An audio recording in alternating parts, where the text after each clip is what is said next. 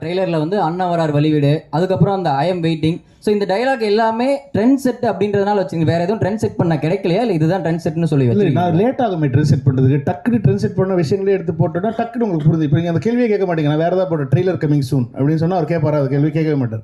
இப்போ கேட்குறாரு பாருங்க, அண்ணன் வரார் வழிவிடுன்னு எப்படி ஞாபகம் இருந்துச்சு உங்களுக்கு? ஏன்னா அது போட்டதுனால தான் வருது. இல்லை இப்போ பழகின விஷயம் சார். வேற விஜய் சார் டைலாக் அப்படின்றதப்போ இப்போ இந்த படத்தில் வந்தது வந்து வயசாயிடுச்சு, ஸ்குவாட் விட்டு வெளியே போச்சு, இந்த டைலாக்கே எனக்கு மனப்படமாக தான் இருக்குது. இதுக்கு முன்னாடி எதுலையும் பேசினது கிடையாது.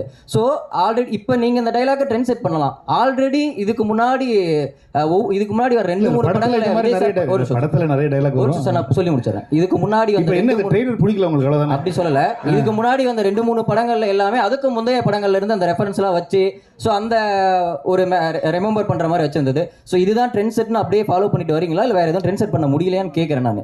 அது எது ட்ரெண்ட் செட் நீங்க சொல்லுங்க ஃபர்ஸ்ட். இதை அதான் கேட்கறேன். ஐ எம் வெயிட்டிங் அப்படின்றது விஜய் ஃபேன் அப்படின்றது